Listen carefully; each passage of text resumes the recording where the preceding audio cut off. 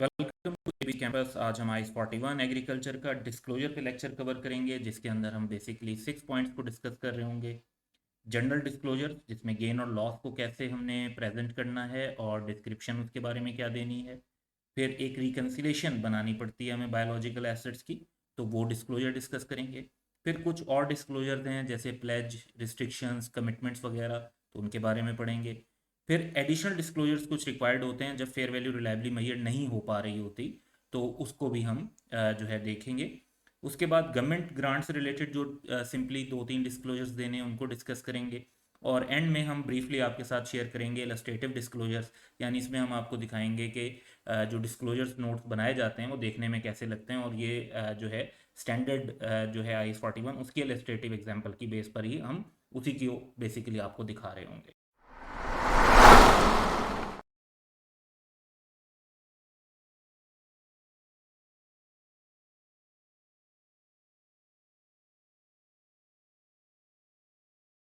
तो सबसे पहले बात करते हैं जनरल डिस्क्लोजर की, जिसमें गेन और लॉस और डिस्क्रिप्शन को हमने फोकस करना है। तो सबसे मेन रिक्वायरमेंट है कि an entity shall disclose the aggregate gain और loss arising during the current period on initial recognition of biological asset and agriculture produce and from the change in fair value less cost to sell of biological asset। तो basically gain और loss जो record हो रहा है वो तीन चीज़ों से रिकॉर्ड हो रहा है। एक initial recognition of biological asset, दूसरा initial recognition of agriculture produce, और तीसरा from the change in fair value less cost to sell of biological asset. क्योंकि एग्रीकल्चर प्रोड्यूस का फिर बाद में चेंज रिकॉर्ड नहीं होता, बायोलॉजिकल एसेट का इनिशियल रिकग्निशन पे भी रिकॉर्ड होता है और बाद में फेयर वैल्यू का चेंज आता है तो वो भी गेन रिकॉर्ड होता है। तो एक डिस्क्लोजर तो ये हो गया कि हमने ये एग्रीगेट गेन डिस्क्लोज करना है, तो ये आप सेपरेट भी कर सकते हैं, अलग अलग पॉइंट्स बता के टोटल दे दें, और लेकिन ओवरऑल आपने बताना है। Then entity shall provide a description of each group of biological asset. जैसे अगर आपके पास हर्ड ऑफ शीप है, या आपके पास एक जो है कैटल फॉर्म में काउज हैं और दूसरी तरफ बुफेलोज हैं, तो वो सेपरेट ग्रुप्स जो आप बताएंगे। अब ये ग्रुप्स की जो डिस्क्रिप्शन है, ये नैरेटिव भी दी जा सकती है और क्वांटिफाइड भी दी जा सकती है। जो स्टैंडर्ड है वो इनकरेज करता है एक एंटिटी को कि वो क्वांटिफाइड डिस्क्रिप्शन दे, यानी जिसमें हम बता दें कि हमारे पास इस ग्रुप में इतने एनिमल्स हैं, और बाज़ों का तो उसकी अगर फर्दर हम अगर डिस्टिंक्शन दे सकें कि इसमें से लाइक न्यू बॉर्न कितने हैं, इसमें से कंज्यूमेबल और बेरर बायोलॉजिकल एसेट कौन से हैं, इसमें से मेच्योर और इमेच्योर क्या हैं। अच्छा, ये कैटेगरीज बनाना लाजमी नहीं है, लेकिन अगर एंटिटी दे दे तो इनकरेज्ड है, यानी ऑप्शनल डिस्क्लोजर है। अब किस बेसिस पर एक एंटिटी ये डिस्टिंक्शन करती है, वो बेसिस भी डिस्क्लोज करनी होगी। अब कंज्यूमेबल बायोलॉजिकल एसेट्स क्या होते हैं? Consumable biological assets are those that are to be harvested as agriculture produce और सोल्ड एज बायोलॉजिकल एसेट। यानी ऐसा लाइफ स्टॉक जो आपने प्रोडक्शन ऑफ मीट के लिए रखा हो, या सेल के लिए रखा हो, या जैसे फिश फार्मिंग की जाती है तो जो फिश है वो बेसिकली एग्रीकल्चर प्रोड्यूस और वो सेल कर दी जाएगी, या जो क्रॉप्स होती हैं वीट की, मेज की, कॉर्न की, तो जब इन क्रॉप्स को हम काश्त करते हैं तो उसके बाद सेल कर देते हैं। तो जो ये बेरर प्लांट में जिस तरह से ट्रीज हैं, या जो एक ऐसा ट्री आप बना रहे हैं जिसकी लकड़ी आपने बेचनी है, तो वो कंज्यूमेबल बायोलॉजिकल एसेट है। और फिर बेरर बायोलॉजिकल एसेट कौन से हैं? ऐसे बायोलॉजिकल एसेट जो कंज्यूमेबल बायोलॉजिकल एसेट्स के अलावा हैं, जिन पे जिस तरह से एक ऐसा दरख्त जो बेसिकली फ्रूट सेल करने के लिए लगाया जाता है, या ऐसा लाइफ स्टॉक जो मीट के बजाय हमने मिल्क प्रोडक्शन के लिए रखा होता है, तो वो हमारा बियरर बायोलॉजिकल एसेट होगा। इसी तरह मेच्योर और इमेच्योर की अगर क्लासिफिकेशन करें, तो मैच्योर बायोलॉजिकल एसेट्स वो होते हैं जो अपनी हार्वेस्टेबल स्पेसिफिकेशन या तो अटेन कर चुके हैं, या अब वो रेगुलर हार्वेस्ट सस्टेन कर सकते हैं, यानी अब रेगुलरली आप उनसे जो है ना चीज़ें खा सकते हैं। अब एक ऐसा दरख्त है जो अभी फल देने के काबिल नहीं हुआ, वो इमेच्योर है। ऐसा दरख्त है अब जिससे जो है ना फ्रूट हम ले सकते हैं, तो वो बेसिकली मैच्योर बायोलॉजिकल एसेट है। इसी तरह एक अगर हमने मिल्किंग के लिए रखा हुआ है एक लाइफ स्टॉक काउज एंड बुफेलोस को, तो एक ऐसी काउ जिससे हम मिल्क हासिल कर सकते हैं वो मेच्योर बायोलॉजिकल एसेट है। और अभी एक ऐसी काउ है जिसकी अभी एज नहीं हुई और उससे हम मिल्क हासिल नहीं कर सकते, तो वो इमेच्योर बायोलॉजिकल एसेट है। तो इस बेसिस पर ये सारी जो है डिस्क्लोजर दिए जाते हैं। मेन पॉइंट वही है कि आपने एग्रीगेट गेन और लॉस डिस्क्लोज करना है और डिस्क्रिप्शन डिस्क्लोज करनी है। बाकी जो चीज़ें हैं कि आप क्वांटिफाइड डिस्क्रिप्शन दें, कंज्यूमेबल, बेयरर, मैच्योर, इमेच्योर के अंदर क्लासिफिकेशन करें, ये इनकरेज्ड है और ऑप्शनल डिस्क्लोजर है। नेक्स्ट हम आ जाते हैं और बात करते हैं रिकन्सिलेशन की।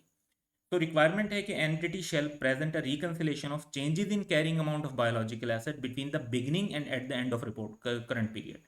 यानी ओपनिंग बैलेंस क्या था बायोलॉजिकल एसेट का और क्लोजिंग बैलेंस क्या है, और उसके दरमियान आपने रिकन्सिलेशन करनी है। अब ऑब्वियसली कि जिन वजूहात की वजह से चेंज आता है उन आइटम्स को अगर आप इनकॉर्पोरेट कर देंगे तो ये रिकन्सिलेशन बन जाएगी। अब इसको ज़रा डिस्कस करते हैं। तो रिकन्सिलेशन में शामिल क्या क्या होगा? ऑब्वियसली एक तो गेन और लॉस जो फेयर वैल्यू में होता है। इसके अंदर अगर आप सेपरेट डिस्क्लोजर दे दें फिजिकल चेंज का और प्राइस चेंज का तो वो इनकरेज्ड है। अब फिजिकल चेंज ये होता है कि एक जैसे एनिमल या ट्री की जो फिजिकल एट्रीब्यूट चेंज हुए हैं, जैसे बायोलॉजिकल ट्रांसफॉर्मेशन हुई है या हार्वेस्ट की वजह से उसकी वैल्यू में चेंज आया, ये फिजिकल चेंज है। और उसके अलावा ये कि मार्केट में इन्फ्लेशन की वजह से रेट बढ़ गए हैं तो वो प्राइस चेंज है। फिर परचेजेस की वजह से भी एसेट्स इंक्रीज हो जाते हैं। फिर सेल या हेल्ड फॉर सेल क्लासीफाई होने की वजह से कम हो जाते हैं। हार्वेस्ट करने की वजह से बायोलॉजिकल एसेट्स की वैल्यू कम हो जाती है। या फिर जो बिजनेस कम्बिनेशंस हैं कि हमने कोई और जो है एक और एग्रीकल्चर फॉर्म जो है एक्वायर कर लिया तो उससे हमारे एसेट्स बढ़ गए तो वो भी एक इंक्रीज हो सकता है। फिर अगर हमारा फॉरेन करेंसी में है डिनोमिनेशन तो IS 21 अप्लाई हो रहा है तो उस बेसिस पर नेट एक्सचेंज गेन या लॉस आ सकता है जिसकी वजह से वैल्यू कम या ज़्यादा हो सकती है। या कोई और चेंजेस भी हों तो वो इसमें मेंशन किए जाएंगे। अब पर्टिकुलरली फिजिकल चेंज और प्राइस चेंज की बात करें तो ये तब ज़्यादा सूटेबल होता है जब production cycle more than 1 year हो। क्योंकि अगर आपका कोई ऐसा बायोलॉजिकल एसेट या ऐसी क्रॉप है जिस जो लेस देन 1 ईयर की है तो उसमें फिजिकल चेंज तो जितना भी आया वो उसके बाद सेल हो गई और ख़त्म हो गई, तो फिजिकल चेंज और प्राइस चेंज वहाँ पर इतना ज़्यादा यूजफुल नहीं है for the users of financial statement जितना उन जगहों पर होगा जहाँ प्रोडक्शन साइकिल आपका मोर देन 1 ईयर हो। फिर जो फिजिकल चेंज है वो किस वजह से राइज होता है? फिजिकल चेंज राइज होता है बायोलॉजिकल ट्रांसफॉर्मेशन से और हार्वेस्ट से। इसके अलावा जो चेंजेस आ रही होती हैं वैल्यू में वो बेसिकली प्राइस चेंज। अब हम कुछ अदर डिस्क्लोजर्स की बात करेंगे, और जब हम जनरल डिस्क्लोजर्स की बात कर रहे हैं तो इसका मतलब ये है कि ये हर वो एंटिटी जिसके पास बायोलॉजिकल एसेट्स हैं या एग्रीकल्चर एक्टिविटी में इन्वॉल्व है तो उनको ये डिस्क्लोजर देने होंगे। So, if not disclosed elsewhere in the information published with the financial statement, an entity shall describe। यानी अगर आपने ये डाटा इवन फाइनेंशियल स्टेटमेंट से आउटसाइड अपनी एनुअल रिपोर्ट में किसी और चीज़ में इन्वायरमेंटल रिपोर्ट, सस्टेनेबिलिटी रिपोर्ट वगैरह के अंदर अगर आपने दे दिया तो दैट्स इनफ, फिर यहाँ देने की ज़रूरत नहीं। लेकिन अगर किसी और जगह आपने ये डाटा पब्लिश नहीं किया तो फिर आप बताएंगे कि आपकी नेचर ऑफ एक्टिविटीज़ क्या हैं हर ग्रुप ऑफ बायोलॉजिकल एसेट के कॉन्टेक्स्ट में। फिर नॉन फाइनेंशियल मैयर्स बताएंगे खास तौर पे, जिसमें फिजिकल क्वांटिटीज़ बताएंगे जो हर ग्रुप ऑफ बायोलॉजिकल एसेट से रिलेट करती हैं कि इतनी काउज हैं, इतनी जो है ना बुफेलोज हैं, इतनी हमारे पास शीप हैं। और फिर output of agriculture produce during the period आप बताएंगे कि आपने कितना मिल्क बेसिकली प्रोड्यूस किया, या आपने कितना मीट प्रोड्यूस किया, या आपने एक जो ट्रीज थे उनसे कितना फ्रूट प्रोड्यूस किया। इसके बाद कुछ ऐसे डिस्क्लोजर्स हैं जो तकरीबन हम सारे नॉन करंट एसेट के स्टैंडर्ड्स में देखते हैं। तो वो हैं कि an entity shall disclose existence and carrying amount of biological asset whose title is restricted. यानी हमारा जो उस पर टाइटल है वो रिस्ट्रिक्टेड है कि हम उसे कुछ खास मामला के लिए यूज़ कर सकते हैं, उसके अलावा नहीं कर सकते। And the carrying amount of biological asset जिन्हें हमने सिक्योरिटी के लिए के तौर पर किसी लोन के अगेंस्ट सिक्योरिटी में प्लेज किया हुआ, तो सारी बातें उन्हें सेल करने पर रिस्ट्रिक्शन होंगी। इसी तरह अगर हमारी कोई कमिटमेंट्स हैं डेवलपमेंट और एक्विजिशन ऑफ बायोलॉजिकल एसेट के लिए कि हमने कोई एक जो है कमिटमेंट की हुई है कि किसी से हमने इतने एनिमल्स परचेज करने हैं, या उस एनिमल्स की एक सर्टन डेवलपमेंट या जो ब्रीडिंग है वो प्रोसेस हमने करना है, तो ऐसी कमिटमेंट्स को डिस्क्लोज करेंगे। और हमारी जो फाइनेंशियल रिस्क मैनेजमेंट स्ट्रेटजीज हैं एग्रीकल्चर एक्टिविटी से रिलेटेड उसको भी डिस्क्लोज करेंगे। ये बड़ी इंपॉर्टेंट एक बात है कि एग्रीकल्चर एक्टिविटी भी काफ़ी वॉलेटाइल होती है, बाज़ वेदर कंडीशंस और जो है दूसरे जो क्लाइमेटिक कंडीशन हैं उनकी वजह से एग्रीकल्चर एक्टिविटी पे खासा फ़र्क आ रहा होता है, और उस वजह से जो हमारे फाइनेंशियल रिस्क हैं वो समटाइम्स हाई भी होते हैं, समटाइम लो भी होते हैं। तो उसमें मैनेजमेंट की क्या स्ट्रेटेजी है वो बताना इंपॉर्टेंट है। अपार्ट फ्रॉम दैट अगर हम बात करते हैं कि agriculture activities often expose to climatic disease and other natural risk.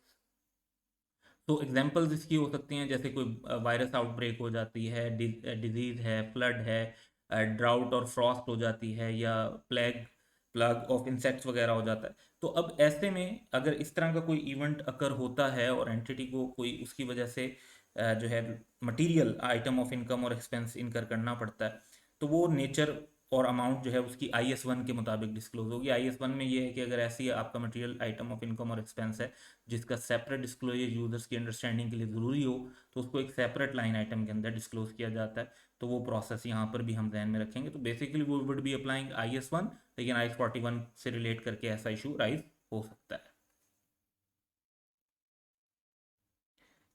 Additional disclosure जहां पर हम फेयर वैल्यू रिलायबली मेजर ना कर सकते हो, तो ऐसी सिचुएशन में हम अपने एसेट को कॉस्ट मॉडल पर शो कर रहे होते हैं, तो फिर हम ऐसे एसेट्स की डिस्क्रिप्शन बताएंगे, ऐसे बायोलॉजिकल एसेट्स की डिस्क्रिप्शन जिन पे हम कॉस्ट मॉडल अप्लाई कर रहे हैं। एक्सप्लेनेशन देंगे कि फेयर वैल्यू क्यों मेजर नहीं कर सकते। अगर पॉसिबल हो तो रेंज ऑफ एस्टिमेट देंगे। हम कहते हैं जी फेयर वैल्यू रिलायबली मेजर तो नहीं है, but it can be anything from 50,000 पर एनिमल टू लेट्स से 120,000 पर एनिमल। अब ये बहुत बड़ी रेंज है, इसे रिलायबल तो नहीं कह सकते कि 50 से 120 की रेंज को आप एवरेज ले लें, लेकिन ये कि एक रेंज तो एटलीस्ट मिल गई। फिर आप क्योंकि डेप्रिसिएशन चार्ज कर रहे होंगे तो डेप्रिसिएशन मेथड बताएंगे, यूजफुल लाइफ या डेप्रिसिएशन रेट बताएंगे, ग्रॉस कैरिंग अमाउंट और accumulated depreciation inclusive of impairment losses beginning and and पर बताएंगे, डिस्पोजल पर जो गेन और लॉस रिकॉर्ड होगा और इससे रिलेटेड एसेट रिकन्सिलेशन में सेपरेटली डिस्क्लोज किए जाएंगे। फिर जो रिकन्सिलेशन हमने अभी कुछ देर पहले डिस्कस की थी उसके अंदर फिर एडिशनल आइटम आ जाएंगे जो कि कॉस्ट मॉडल से रेलिवेंट है, लाइक इम्पेयरमेंट लॉस आ सकता है, रिवर्सल ऑफ इम्पेयरमेंट लॉस आ सकता है और डेप्रिसिएशन आ सकती है, जो कि अगर आप फेयर वैल्यू मॉडल यूज़ कर रहे हैं इसका, fair value less cost to sell वाला, तो उसमें ऑब्वियसली ये तीन आइटम्स जो हैं वो रेलिवेंट नहीं होते। इसके बाद अगर ऐसा होता है कि फेयर वैल्यू रिलायबली मेजरेबल हो जाती है ड्यूरिंग द पीरियड के पहले हम एक एसेट को इनिशियल रिकग्निशन पर बायोलॉजिकल एसेट को फेयर वैल्यू पे मेजर नहीं कर पा रहे थे क्योंकि रिलायबल मेजर अवेलेबल ही नहीं था, लेकिन इस ईयर में कुछ ऐसी मार्केट्स अवेलेबल हो गई जिसके बाद हम उसको उसकी फेयर वैल्यू को रिलायबली मेजर कर पा रहे हैं, तो फिर हम उससे रिलेटेड तीन बातों का डिस्क्लोजर देंगे कि उस बायोलॉजिकल एसेट की डिस्क्रिप्शन क्या है, एक्सप्लेनेशन कि क्यों अब फेयर वैल्यू रिलायबली मेजरेबल हो गई, और इस इफेक्ट ऑफ द चेंज, यानी जो हम कॉस्ट मॉडल से fair value less cost to sell पर शिफ्ट हो रहे हैं तो उसकी वजह से हम कितना गेन या लॉस रिकग्नाइज कर रहे हैं। गवर्नमेंट ग्रांट से रिलेटेड सिंपली आपने तीन डिस्क्लोजर देने हैं जब एक एंटिटी एग्रीकल्चर एक्टिविटी में इन्वॉल्व हो। तो आपने बताना है जी nature and extent of government grant जो आपने फाइनेंशियल स्टेटमेंट में रिकग्नाइज की हैं, ऐसी कंडीशंस और कंटीजेंसीज जो अभी तक अनफुलफिल्ड हैं, क्योंकि बेसिकली IS-41 की रिक्वायरमेंट तो ये है कि जब तक कंडीशंस मीट ना हो जाएं तब तक आप ग्रांट को रिकग्नाइज नहीं कर रहे होंगे, और अगर significant decrease expected on the level of government grant, तो बाद का तो ऐसा होता है कि एग्रीकल्चर एक्टिविटी वालों को बहुत सारी सब्सिडीज और दूसरी गवर्नमेंट ग्रांट्स मिल रही होती हैं जिसकी बेस पर उनका जो नेट प्रॉफिट है वो सस्टेनेबल लेवल पर शो हो रहा होता है। लेकिन अगर फ्यूचर में एक्सपेक्टेड हो कि गवर्नमेंट ग्रांट्स का लेवल कम हो जाएगा तो उससे उनकी फ्यूचर फाइनेंशियल परफॉर्मेंस और पोजीशन के ऊपर काफ़ी फ़र्क पड़ सकता है और यूज़र्स को ये बात पता चलनी चाहिए। तो अगर सिग्निफिकेंट डिक्रीज एक्सपेक्टेड हो लेवल ऑफ गवर्नमेंट ग्रांट में तो वो भी बताएंगे। अब हम बात करते हैं इलस्ट्रेटिव डिस्क्लोजर्स की। तो स्टेटमेंट ऑफ फाइनेंशियल पोजीशन में डिस्क्लोजर कुछ इस तरह का दिया जाता है। तो नॉन करंट एसेट के अंदर ही शो किए जाते हैं बायोलॉजिकल एसेट। यहाँ पे कैटेगरी इमेच्योर और मैच्योर की दी हुई है। ये कैटेगरीज देना ज़रूरी नहीं है, इनकरेज किया जाता है कि कंज्यूमेबल या बेयरर, इमेच्योर और मैच्योर, इन कैटेगरीज में आप अपने बायोलॉजिकल एसेट्स को शो करें। तो biological assets basically non current asset में शो होंगे और प्रॉपर्टी प्लांट इक्विपमेंट से ये सेपरेट कैटेगरी, इस बात का ख्याल रखना है। बाकी चीज़ों में एज सच जो है स्टेटमेंट ऑफ फाइनेंशियल पोजीशन में IS-41 का इतना ज़्यादा इम्पैक्ट नहीं है। हाँ, आपके पास जो एग्रीकल्चर प्रोड्यूस होती है और फिर आप उसे कंटिन्यू कर लेते हैं वो तब भी इन्वेंट्री बेसिकली के तौर पर अप्लाई हो रही होगी और मोस्टली उस पर IS-2 अप्लाई हो रहा होगा। फिर स्टेटमेंट ऑफ कंप्रिहेंसिव इनकम में बात करते हैं तो यहाँ पे एक्सपेंसेस जो हैं वो बाय नेचर मेंशन है। टिपिकली जो एक्सपेंसेस होते हैं वो बाय फंक्शन मेंशन होते हैं, जैसे कॉस्ट ऑफ सेल्स और एडमिन सेलिंग एक्सपेंस। यहाँ पर देखें हमें जो एग्रीकल्चर प्रोड्यूस की इनिशियल रिकग्निशन पर गेन आया, फिर हमें जो बायोलॉजिकल एसेट पर गेन आया, तो ये हमारी टोटल इनकम बन गई। उसमें से हमने रेलिवेंट एक्सपेंसेस लेस किए तो प्रॉफिट और टैक्स एक्सपेंस लेस करके हमारे पास जो है वो प्रॉफिट आफ्टर टैक्स आ गया। नोट्स में बात करें तो आप जिस तरह से बता देते हैं ऑपरेशंस एंड प्रिंसिपल एक्टिविटीज़, यानी आपने नेचर ऑफ एक्टिविटीज़ बता दी। यहाँ पे देखें आउटपुट बता दिया आपने, आपके पास कितने बायोलॉजिकल एसेट्स हैं, काउज कितनी हैं, हीफर्स कितने हैं, तो ये सब आपने यहाँ पे डिस्क्लोज किया। फिर अपनी अकाउंटिंग पॉलिसी बता दी जो कि मेनली तो यही होगी कि हम जो है उसको मेजर करते हैं fair value less cost to sell पे, और समटाइम्स अवेलेबल ना हो तो फिर कॉस्ट मॉडल यूज़ करना पड़ता है। फिर बायोलॉजिकल एसेट की जो रिकन्सिलेशन बनती है बेसिकली, तो यहाँ पे देखें कि ओपनिंग वैल्यू है, फिर परचेजेस की वजह से इजाफा हुआ, फेयर वैल्यू में जो गेन आया, तो यहाँ पर देखें फिजिकल चेंज और प्राइस चेंज अलग अलग बताया हुआ है। तो ये बेसिकली आप इसे ज़रूरी नहीं होता बताना अलग, यानी आप इन दो अमाउंट्स को कंबाइन भी शो कर सकते हैं, लेकिन इनकरेज किया जाता है कि ये डिस्क्लोजर दिया जाए। और डिक्रीज ड्यू टू सेल्स, तो आपके पास क्लोजिंग कैरिंग अमाउंट था। Financial risk management strategy requirement है कि आप बतानी चाहिए, तो यहाँ पर भी एक बताई हुई है कि the company is expose to financial risk rising from changes in milk prices, तो but the company does not anticipate that milk prices will decline significantly in the foreseeable future, इसलिए कोई डेरिवेटिव या उन्होंने इसकी मैनेजमेंट के लिए नहीं किया। यानी their risk management strategy is basically to accept the risk, कि अगर भाई कोई रेट्स में डिक्लाइन आ गया तो फिर वो नुकसान जो होगा उसको बेयर करेंगे, क्योंकि अपेरेंटली दे डोंट सी कि कोई इतने ज़्यादा चांसेस हैं नुकसान होने के। और फिर समटाइम्स जो कैलकुलेशन की जाती हैं, तो वो बेसिकली ये जो आपकी ओपनिंग वैल्यू 1000 और 108 की परचेजेज हैं, तो ईयर एंड पर जो आपके पास एसेट्स हैं वो 1400 के हैं, टोटल गेन 292 का है। तो अगर आप सिंपली ये भी शो कर दें तो दैट्स ओके, बट अगर आप कैलकुलेट करना चाहते हैं तो प्राइस चेंज सेपरेट और फिजिकल चेंज सेपरेट बता सकते हैं। तो बेसिकली प्राइस चेंज का तो कॉन्सेप्ट ये होता है कि आप कहते हैं कि जो सेम एज का और सेम क्वालिटी का जो एक इलेक्ट से एनिमल है, उसका रेट में क्या चेंज आया है, तो वो चेंज बेसिकली प्राइस चेंज है। और उसके अलावा जितना भी चेंज आया वो इस वजह से वो आया होगा कि या तो किसी एनिमल की ग्रोथ हो गई होगी, या डेथ हो गई होगी, या जो है उसका लाइफ प्रोसेस एंड हो गया होगा, तो उस वजह से उसमें कमी आई होगी, तो दैट इज़ फिजिकल चेंज। तो ये इस बेसिस पर हम जो है इसको मेजर कर रहे होते हैं। तो ये एक जस्ट इलस्ट्रेटिव डिस्क्लोजर आपके साथ शेयर करने थे, ताकि एक आइडिया हो जाए कि जनरली चीज़ों का फॉर्मेट क्या होता है। Welcome to ABC campus. आज हम IS41 एग्रीकल्चर के टॉपिक में एक प्रैक्टिस क्वेश्चन कर रहे हैं जिसका टाइटल है मिशाल लिमिटेड। 7 मार्क्स का ये क्वेश्चन है। तो क्वेश्चन की रीडिंग करते हैं कि Mishal limited, a public limited company, operates a large dairy farm. तो इनके पास बायोलॉजिकल एसेट्स होंगे। At December 31, 2018 the herds are, जो इनके पास एनिमल्स का जो ग्रुप है उसमें 150,000 काउज हैं जो 3 years ओल्ड हैं, और ऑल परचेज ऑन और बिफोर January 1, 2018 है। 10,000 हीफर्स हैं। हीफर्स बेसिकली जो है ना यंग काउस को ही कहते हैं। एवरेज एज 2 years है, और परचेज्ड ऑन January 1, 2018 है, यानी ये साल के बिल्कुल स्टार्ट में परचेज की गई हैं।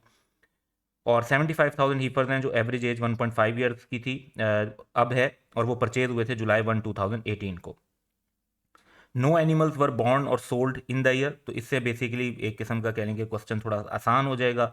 अदरवाइज जो एनिमल बॉर्न होते उनको फेयर वैल्यू पर हमें रिकग्नाइज करके ऐड करना होता, और जो सेल हुए होते उनको हमें डी रिकग्नाइज करना होता। Unit fair value less cost to sell वर, अब fair value less cost to sell given है। डिफरेंट एज ग्रुप्स के साथ डिफरेंट जो अमाउंट्स हैं डिफरेंट डेट्स पर, वो यहाँ पर हमें बताई हुई हैं।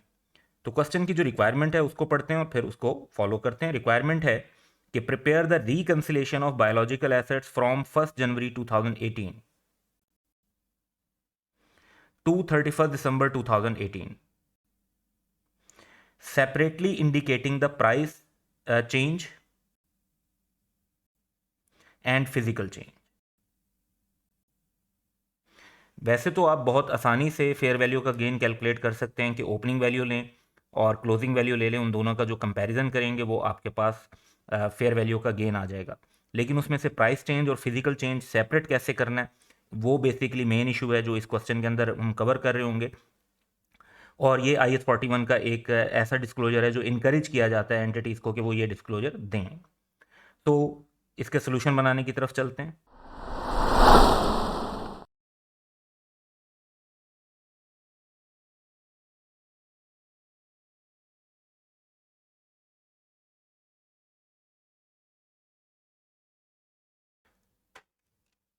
तो हम आंसर लिखेंगे। एंटिटी का नाम है मिशाल लिमिटेड।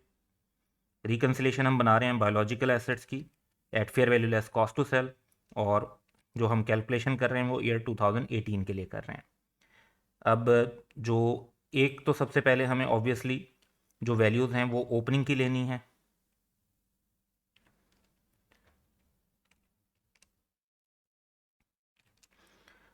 उसके बाद हमें वैल्यूज़ जो हैं वो क्लोजिंग की भी लेनी है।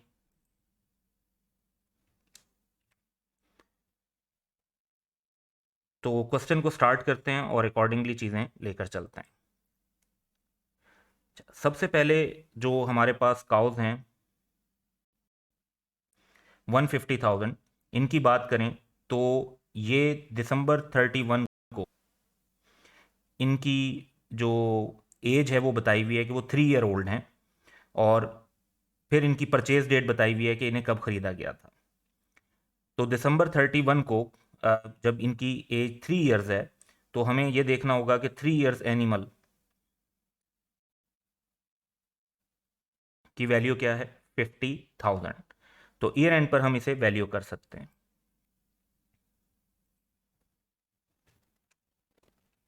3 ईयर ओल्ड एनिमल, 150,000 एनिमल्स हैं, और एक की वैल्यू 50,000 है।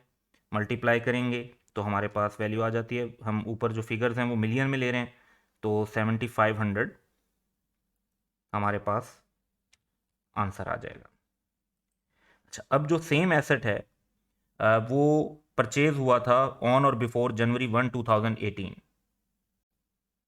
तो अब इसकी एज तो साल के स्टार्ट में जो इसकी एज होगी वो 2 ईयर्स होगी। तो 2 ईयर ओल्ड एनिमल जो है जनवरी 1 को, उसकी वैल्यू क्या बनती है वो देखेंगे।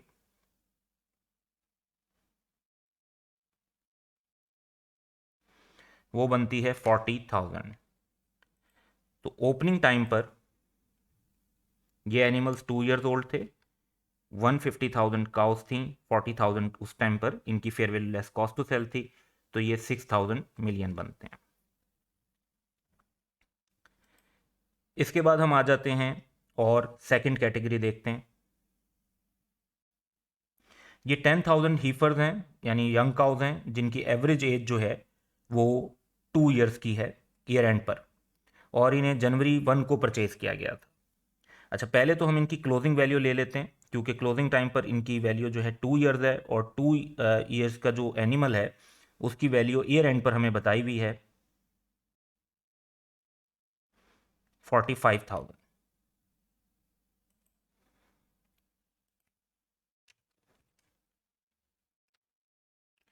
10,000 एनिमल्स 45,000 के हिसाब से 450 मिलियन बनते हैं।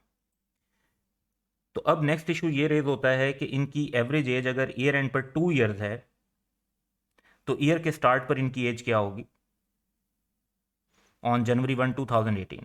तो ईयर एंड पर अगर 2 ईयर्स है तो जनवरी 1 2018 को इनकी जो एज है, और ये परचेज हुए हैं, तो इनकी जो एज होगी वो तब 1 ईयर होगी। तो हम इसकी फेयर वैल्यू निकाल सकते हैं। 1 ईयर ओल्ड एनिमल एट जनवरी 1 2018,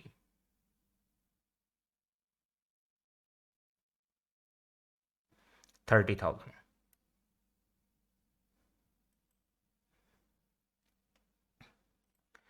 तो ओपनिंग बैलेंस और परचेज को सेपरेट कर देते हैं।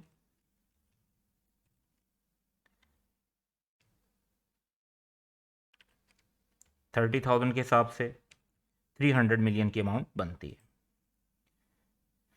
नेक्स्ट हमारे पास 75,000 हीफर्स हैं, जिनकी एवरेज एज 1.5 ईयर एंड पर, और इनको जुलाई 1 2018 में लिया गया था, लेकिन पहले इनकी ईयर एंड की वैल्यूएशन कर लेते हैं। तो ईयर एंड पर जो 1.5 ईयर ओल्ड एनिमल है उसकी fair value less cost to sell है 36,000।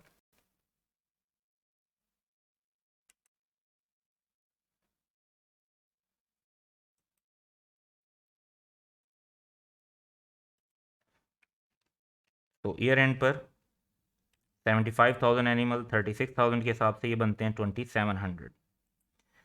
अब जिस एनिमल की एज 1.5 ईयर्स है ईयर एंड पर, और उसको लिया गया था जुलाई 1 को, दैट इज 6 मंथ्स बिफोर, तो 6 मंथ्स बिफोर उसकी एज होगी 1 ईयर। तो उस टाइम पर जो वैल्यू थी 1 ईयर ओल्ड की तो वो हम देख लेते हैं।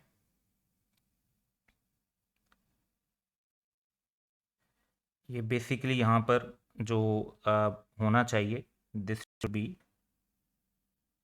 1 year old एनिमल। क्वेश्चन के डाटा में ये करेक्शन कर लें, तो दैट वुड बी 30,000। अब इस 30,000 के ऊपर वैल्यू कर लेते हैं। तो जिस तरह पहली परचेजेस को रिकॉर्ड किया था,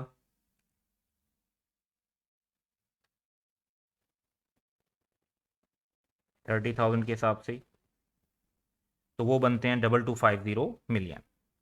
अब अगर एक वे तो हम ये देखें कि अगर हम कैलकुलेट करना चाहते हैं तो जो हमारी ओपनिंग और परचेजेस थी उनकी वैल्यू बनती है 8550 मिलियन, और क्लोजिंग पर जो उनकी fair value less cost to sell है वो बनती है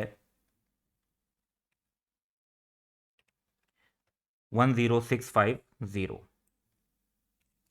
तो एक तो इन दोनों अमाउंट्स का डिफरेंस अगर आप ले लेते हैं सिंपली, तो वो डिफरेंस बनता है 2100 मिलियन, और वो आपका गेन है जो कि आपको प्रॉफिट और लॉस में रिकॉर्ड करना चाहिए। लेकिन क्वेश्चन की जो रिक्वायरमेंट है वो बेसिकली वो ये है कि प्राइस चेंज और फिजिकल चेंज अलग अलग बताएं, तो उसके लिए हमें कुछ एक्स्ट्रा स्टेप फॉलो करने पड़ेंगे। तो हम पहले प्राइस चेंज कैलकुलेट करते हैं और फिर हम फिजिकल चेंज कैलकुलेट कर लेते हैं। तो प्राइस चेंज जब लिया जाता है तो उसमें कॉन्सेप्ट आपने ये रखना है कि जो ओपनिंग और परचेज के टाइम पर एनिमल्स की एज थी वही सेम एज यूज़ करेंगे आप, यानी क्योंकि आप फिज़िकल का चेंज नहीं लेना चाहते, तो आप उनकी जो एज है और उनकी जो फिज़िकल इम्पैक्ट है वो सेम वही रखेंगे जो ओपनिंग या परचेज के टाइम पर उनका था। तो हम same 2 year old, 1 year old and 1 year old इस हिसाब से एनिमल्स को क्लासीफाई कर लेंगे। अब नंबर ऑफ एनिमल्स तो हमारे पास हैं, क्योंकि कोई भी एनिमल सेल नहीं हुआ, बॉन्ड नहीं हुआ, तो 150,000, 10,000 और 75,000। तो ये प्राइस चेंज हमें इनका लेना है, लेकिन प्राइस चेंज हम कैलकुलेट कैसे करेंगे? तो 2 year old पर पहले देखते हैं। 2 year old का अगर आप कंपैरिजन देखें तो ईयर के स्टार्ट में 2 year old 40,000 का था और बाद में उसकी प्राइस 45,000 हो गई, यानी प्राइस का चेंज जो है वो 40 to 45,000 का। तो फॉर 150,000 एनिमल्स 5,000 का जो चेंज है 45 से 40 पे, वो प्राइस चेंज है, दैट वुड बी 750 मिलियन। अच्छा, अब 1 year old पे बात करते हैं। तो 1 year old की जब बात करेंगे जनवरी 1 से, तो वहाँ पे जो रेट है 1 year old का वो 30 से हो रहा है 30। तो 2,000 का चेंज है। ये हमारे पास 10,000 एनिमल्स थे, इनमें हमने 32 से 30 का जो चेंज है 2,000 का प्राइस चेंज है, तो ये अमाउंट बन जाती है 20। फिर ये जो 1 year old हैं ये 1 जुलाई को लिए गए थे। 1 जुलाई को जो हमारे पास वैल्यू है वो 30,000 है,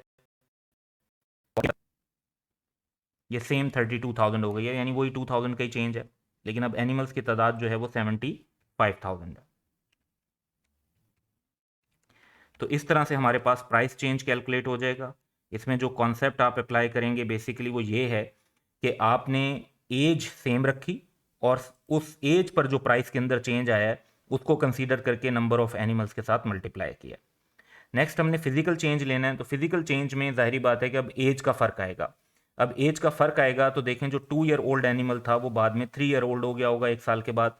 तो हम यहाँ पर चेंज लेंगे कि 2 to 3 years की वैल्यूएशन के अंदर क्या फ़र्क है। इसी तरह जो 1 year old एनिमल था साल के शुरू में, वो बेसिकली अब 2 year old हो गया है, तो ये 1 to 2 का चेंज आएगा फिजिकल। और जो 1 year old था 1 जुलाई को 6 मंथ पहले, वो ईयर एंड पर 6 मंथ गुजरने के बाद 1.5 year old होगा, तो यहाँ पर हम 1 to 1.5 year old की वैल्यू लेंगे। तो यहाँ पर अब जो हमें वैल्यूएशन लेनी है, जो नंबर ऑफ काउज और हीफर्स हैं वो तो यही रहेंगे 150,000, 10,000, 75,000। हमें अमाउंट्स का चेंज कैसे कंसीडर करना है उस पर बात करते हैं। तो पहले हम 2 to 3 years वाले की बात करते हैं। तो 2 to 3 years वाले की अगर बात करें तो आप देख सकते हैं कि अब जो आपको प्राइसेस लेनी है वो ईयर एंड की लेनी है। तो ईयर एंड पर अगर आप नोटिस करें तो जो 2 years old था वो अब 3 years old हो गया, और ईयर एंड पर ही पहले 45,000 का उसने होना था अगर वो 2 ईयर ओल्ड होता, 3 ईयर ओल्ड जो है वो, तो डेट ईयर एंड की है और अब हम जो है एज के हिसाब से रेट का फर्क देख रहे हैं सिर्फ। तो 5,000 का रेट का फर्क आ रहा है अगर एज 2 ईयर्स के बजाय 3 ईयर्स हो। तो 2 to 3 ईयर्स के अंदर 5,000 का ये डिफरेंस होगा 45 और 50,000 के डिफरेंस के तौर पे 150,000 यूनिट्स पे, दैट वुड बी 750 मिलियन। अच्छा, नेक्स्ट है 1 to 2 ईयर। तो 1 to 2 ईयर में बेसिकली आप देखेंगे कि जी ईयर एंड पर जो 1 ईयर ओल्ड एनिमल है वो 32,000, जबकि at the same time 2 year old animal जो है ईयर एंड पर वो 45,000 का है। तो 32 से 45,000 का जो चेंज है ये फिजिकल चेंज की वजह से 13,000 के अमाउंट का फर्क आ रहा है। ये हमारा फिजिकल चेंज है फॉर 10,000 हीफर्स, 130 मिलियन की अमाउंट बनती है। और उसके बाद 1 to 1.5 ईयर्स। अच्छा, 1 to 1.5 ईयर्स का इसी तरीके से अगर हम देखें तो 1 ईयर ओल्ड एनिमल 32,000, अब वो 32 से 36,000 का हो गया।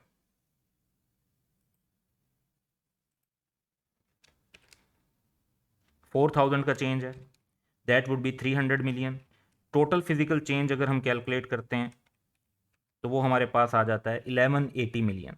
अब अगर आप देखेंगे तो ये 920 मिलियन और 1180 मिलियन ये भी 2100 बनता है, और ओवरऑल जो चेंज है 8550 से लेके 10650 तक ये भी 2100 मिलियन बनता है। तो अपनी कैलकुलेशन को वेरीफाई करने के लिए हम ये भी कर सकते हैं कि 8550 प्लस 920 प्लस 1180 इक्वल टू 10650, जो कि इन तीन इंडिविजुअल अमाउंट्स के भी इक्वल हो रहा है। तो यहाँ से हमारा क्वेश्चन टैली भी हो जाता है, जिससे हमें इसकी एक्यूरेसी कंफर्म हो जाती है। तो ये हमारा एक क्वेश्चन था जो कि फिजिकल चेंज और प्राइस चेंज के डिस्क्लोजर की जो रिकन्सिलेशन बनती है उस पर फोकस कर रहा था। That's all for today, have a good day.